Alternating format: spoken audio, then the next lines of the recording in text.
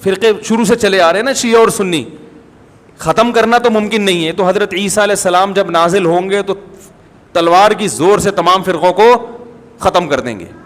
تو جو کام عیسیٰ علیہ السلام کا ہے وہ خود کرنے کی کوشش نہ کرو, جو حضرت مہدی کا کام ہے وہ خود کرنے کی کوشش نہ کرو.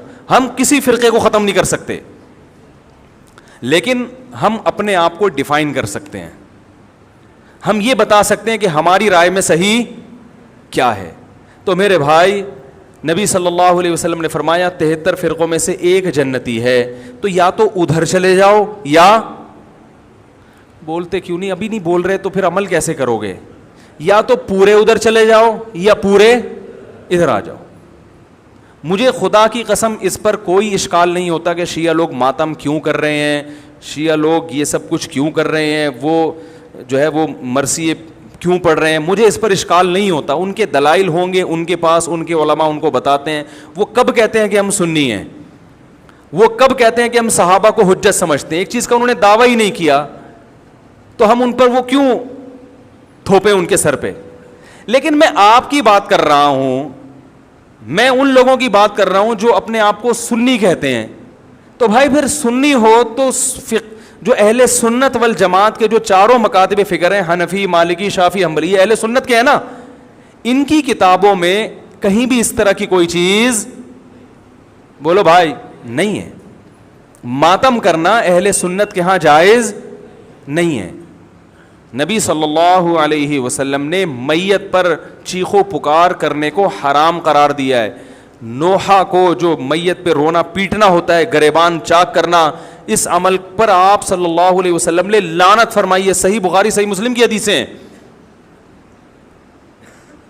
حضرت جعفر طیار رضی اللہ تعالی عنہ نبی کے سگے چچا زاد بھائی میدان جنگ میں شہید ہوئے, 4 بیویاں بیوہ ہوئی ہیں, چھوٹے چھوٹے بچے یتیم ہو گئے. آپ نے ان کی بیویوں کو زور سے رونے کی اجازت نہیں دی. اتنا غضبناک ہوئے جب وہ باز نہیں آئے, آپ نے فرمایا ان کے منہ پہ خاک پھینک دو. حالانکہ بیوہ ہوئی ہیں, قابل ترس ہیں, لیکن چیخ کے رونے کی اجازت, حالانکہ وہ تو اہل بیت میں سے تھے. حضرت جعفر طیار ظلماً شہید ہوئے تھے.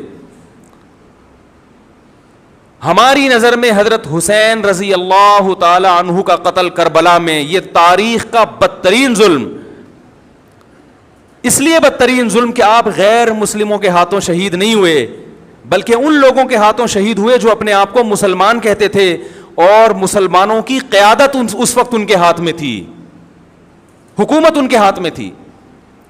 لیکن اس ظلم پہ اہل سنت والجماعت کے ہاں جو سنی ہیں, ان کے چاروں مکاتب فکر کے ہاں نہ رونے پیٹنے کی اجازت, نہ نوحہ کرنے کی اجازت, اور نہ میرے بھائی ماتم کرنے کی اجازت.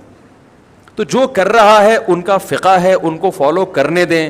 ان کی فیلڈ میں آپ ٹانگ نہ اڑائیں, ان سے جا کے بلا وجہ بحثیں نہ کریں. بولے بھائی ٹھیک ہے, دیکھو آج جو اتفاق پیدا کرنے کی کوشش کی جائے, میں بھی شیعہ سنی لڑائی کا ہرگز قائل نہیں ہوں, لیکن اتفاق کی ایسی کوشش کہ آپ کی پہچان ہی ختم ہو جائے, یہ اتفاق پائیدار نہیں ہوتا. اتفاق کا مطلب ہے لڑو مت, بس ایک دوسرے کا احترام کرو, معاملات ایک دوسرے سے صاف رکھو, ایک دوسرے کو گالی گلوچ مت دو, لڑو مت. اتنا اتفاق ہم بھی مانتے ہیں. ایک دفعہ مجھ سے کسی نے کہا کہ بھائی مسلمانوں میں اتحاد پیدا کرنے کے لیے ضروری ہے کہ ہم سب ایک دوسرے کے پیچھے نمازیں پڑھیں. سمجھ رہے ہیں, یعنی ہر فرقے کے پیچھے نمازیں پڑھیں. میں نے کہا یہ اتحاد کی یہ کوشش پائیدار نہیں ہے. اگر ایک آدمی کا خیال یہ ہے کہ یہ جو نماز پڑھ رہا ہے یہ میری تحقیق کے مطابق صحیح نہیں ہے, تو آپ اس کو زبردستی مجبور نہ کریں کہ وہ اس کے پیچھے نماز پڑھے. جیسے ہندو اور مسلمانوں میں اگر اتحاد پیدا کرنا ہو, میں ہندو مسلمانوں کی مثال شیعہ سنی پہ فٹ نہیں کر رہا, ایک خارجی مثال دے رہا ہوں بالکل. تو اس کا ایک طریقہ تو یہ ہے کہ بھائی لڑو نہیں آپس میں, وہ مندر جائے اور تم کہاں جاؤ, مسجد جاؤ. لیکن آپ ایسے شروع کر دیں کہ اگر ہندو نماز پڑھائے تو مسلمان اس کے پیچھے نماز پڑھ لیں, ایسا نہیں ہوگا بھائی, کیونکہ ہماری رائے کے مطابق پھر نماز ہوگی نہیں. تو اسی طرح کوئی مسلمان نماز پڑھا رہا ہے مگر اس کا فقہ یہ ہے کہ وہ بغیر وضو بھی نماز کا قائل ہے, اس کا فرقہ یہ کہتا ہے, تو ہم اس کے پیچھے پڑھ لیں گے, ہے بھائی, نہیں پڑھیں گے. ہم بولیں گے بھائی ہماری رائے کے مطابق آپ کی نماز نہیں ہو رہی. اگر آپ کا فقہ یہ کہتا ہے کہ بغیر وضو بھی ہو جاتی ہے تو ٹھیک, آپ پڑھتے نا, ہم آپ کو نہیں چھیڑ رہے, لیکن ہماری تحقیق یہ کہ نہیں ہوتی.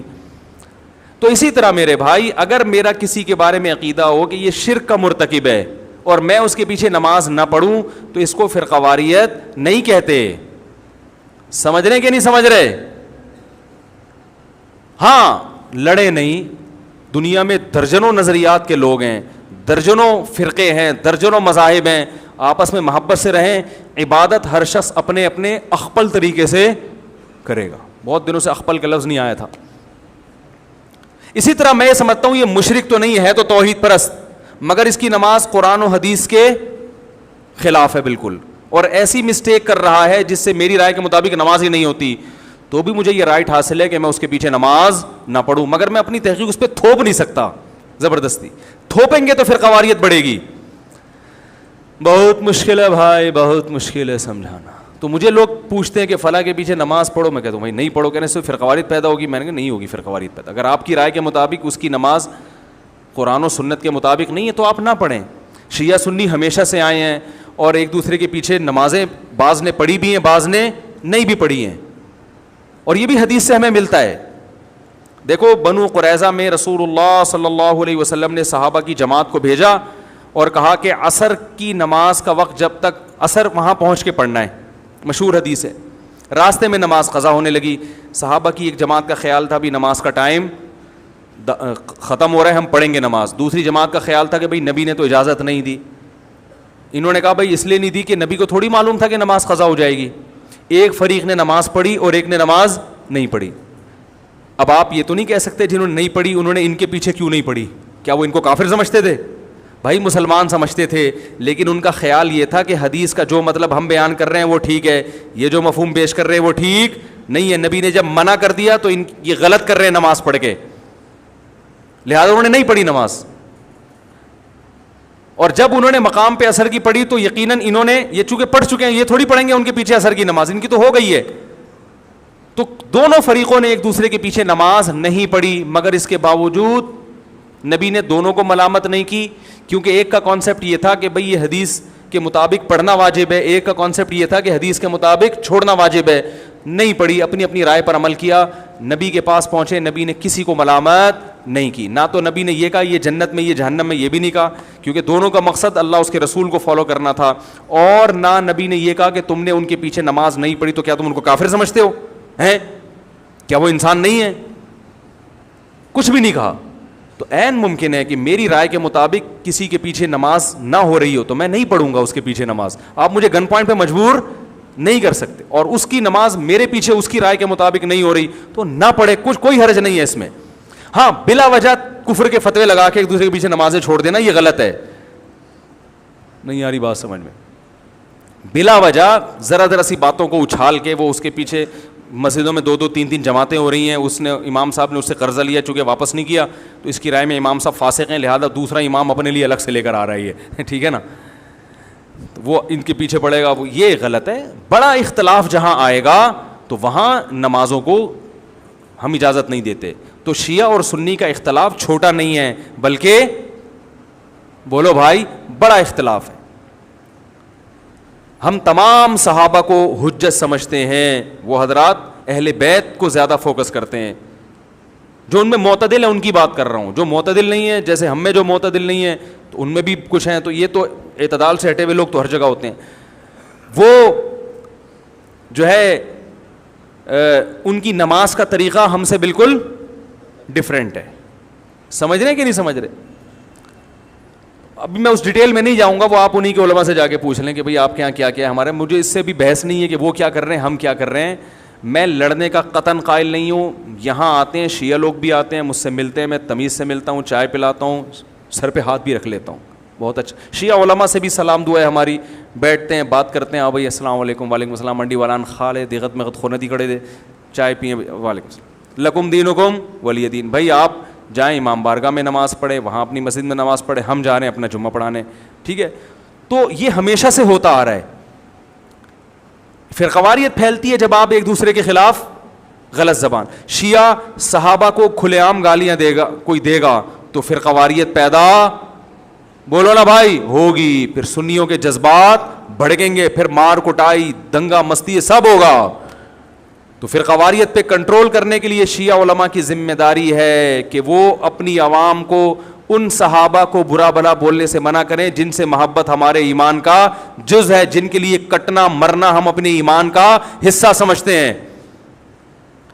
اور اسی طرح میرے بھائی یہاں سے اگر ان کے کسی ایسے شخص پہ الزام لگائے جو اس الزام سے بری ہے, بعض الزامات ایسے شیعوں کی ایسی جماعت پہ لگا دیے جاتے ہیں جو اس سے بری ہوتے ہیں, سبھی کو ایک لاٹھی سے ہانکنا شروع کر دیا جائے. میں نے بھی شیعوں کا مطالعہ کیا ہے اور کچھ شیعہ لوگوں سے جب میں ملا ہوں تو مجھے ایک چیز کا اندازہ ہوا کہ سب شیعہ کے وہ نظریات نہیں ہوتے جو ہم پہلے سمجھا کرتے تھے, سارے ایک جیسے نہیں ہوتے. ان میں بعض حضرات ایسے ہیں جو صحابہ کرام کو مانتے ہیں, امی عائشہ کو جنتی مانتے ہیں, ان کو زانی معاذ اللہ قرار نہیں دیتے, الحمد سے لے کے والناس تک والے قرآن ہی کو قرآن مانتے ہیں. ان میں کچھ لوگ ایسے ہیں, یہ مشاہدے پر مبنی حقیقت ہے. بعض لوگ کہتے ہیں اس کو کیا پتا, مشاہدے سے بڑی کوئی دلیل نہیں ہوتی, ٹھیک ہے نا. بعض لوگ کہتے ہیں توریہ کر رہا ہے. بھائی ہم ظاہر کے مکلف ہیں. کوئی شیعہ اگر زبان سے کہہ دے کہ میں ابو بکر کو مانتا ہوں, حضرت عمر کو مانتا ہوں, حضرت عثمان کو مانتا ہوں, تو شریعت نے ہمیں حکم دیا ہے زبان کا اعتبار کرو, اس کے باطن کو اللہ کے حوالے کر دو. تو اگر کوئی, لیکن پھر بھی میں کہوں کہ جو مانتے ہیں اس کے باوجود ہم ان کے مذہب سے متفق نہیں ہیں. میری جب جی ٹی وی پہ ٹاک ہوئی, بات چیت ہوئی شیعہ عالم کے ساتھ, تو میں نے پہلے یہ کہہ دیا کہ میں آپ کے مسلک کو ٹھیک نہیں سمجھتا. یعنی میں جو جوڑ کی بات کر رہا ہوں اس سے یہ کہیں نہ لوگ لے کے جائیں کہ میں شیعہ مذہب کو ہی درست سمجھتا ہوں. نہ میں نہیں سمجھتا. میں نے کہا جیسے آپ ہمارے مذہب کو درست نہیں سمجھتے, اس لیے کہ اگر میں آپ کے مذہب کو درست سمجھتا تو سوال پیدا پھر میں ہو کیوں نہیں جاتا وہ, اور اگر آپ میرے مسلک کو درست سمجھتے ہیں تو سوال پیدا پھر آپ سنی بن کیوں نہیں گئے. بھائی جب ایک چیز کو میں درست سمجھ رہا ہوں تو مجھے چاہیے نا کہ میں ہو جاؤں وہ, لیکن مار دھاڑ والا طریقہ غلط ہے. اور ابھی جس چیز کو میں فوکس کر رہا ہوں وہ یہ ہے کہ میرے بھائی آپ لوگ اللہ کا واسطہ محرم میں مرثیے نہ لگائیں. ہر گاڑی میں کوئی نوحہ چل رہا ہے, کوئی شیعہ ہے تو ٹھیک ہے وہ کرے, سنیوں پہ یہ کام زیب نہیں دیتا, کیونکہ یہ منافقت ہے. پتہ ہی نہیں چل رہا آپ ادھر ہو یا آپ ادھر ہو, آپ کا مسلک کہیں نہیں پتہ چل رہا. ہمیں ایک مسلک کو فالو کرو. ہمارے ہاں محرم منحوس مہینہ نہیں ہے, ہمارے ہاں محترم مہینہ ہے, مبارک مہینہ ہے. امہات المومنین میں سے بعض کی اس مہینے میں شادی ہوئی ہے. ہم شہادت کو نحوست نہیں سمجھتے. 10 محرم پہلے سے مبارک تھا, حضرت حسین کی شہادت کی وجہ سے اور مبارک بن گیا, منحوس نہیں بنا. شہادت مبارک عمل ہے, منحوس نہیں ہے. ہم اس مہینے میں کالے کپڑے نہیں پہنیں گے, ہم اس مہینے میں خوشیاں منانے کو جائز سمجھتے ہیں. لوگ کہتے ہیں ان کو حسین سے محبت نہیں ہے. محبت کا جو طریقہ حسین نے بتایا اس طریقے پہ عمل کرنا حسین سے محبت ہے. جو طریقہ حسین سے ثابت نہیں ہے اس طریقے پہ محرم کو منانا یہ محبت کا طریقہ ہماری رائے میں نہیں ہے. سمجھ میں آ رہی ہے بات کہ نہیں آ رہی ہے؟ اور ایک میں وضاحت کر کے بیان کو ختم کروں. بھائی یہ کوشش کریں گے نا اس کی, محرم نہ منحوس مہینہ ہے, نہ اس میں بلائیں نازل ہوتی ہیں, اس میں خوشیاں منانا بھی جائز ہے, اس میں نکاح کرنا شادی کرنا بھی درست ہے. یہ جو مشہور ہے محرم کی شادی ناکام ہوتی ہے 100% غلط ہے. جو شیعہ حضرات ہیں وہ بچیں اس سے. ہمارے ہاں یہ بالکل اس کی اجازت ہے, آپ محرم میں نکاح بھی کریں, محرم میں آپ اپنے بچوں کا عقیقہ بھی کریں, آپ اس جو ہے جو بھی خوشیاں ہیں آپ اس کی کریں, تاکہ اسلام کا جو رخ ہے نا, اسلام میں کوئی مہینہ منحوس نہیں ہے, تاکہ غیر مسلموں کے سامنے کم از کم ہماری طرف سے جو اسلام پیش ہو وہ یہ والا ہو, ان کی طرف سے وہ والا ہو. غیر مسلم کے پاس آپشن ہو کہ بھائی دیکھ لو ان میں جو اچھا لگتا ہے وہ والا اسلام آپ فالو کر لو, لیکن آپ بھی ویسے ہی بن گئے تو پھر اسلام کا ایک رخ جائے گا ان کے سامنے. سمجھ رہے کہ نہیں سمجھ رہے؟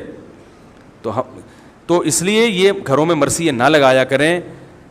میتوں پہ نوحہ کرنا, غم منانا ہماری شریعت میں پسندیدہ. 3 دن تک تعزیت ہے بس, اس کے بعد نہیں. اور عورت کے لیے شوہر کے مرنے پر 4 مہینے 10 دن عدت ہے. سمجھ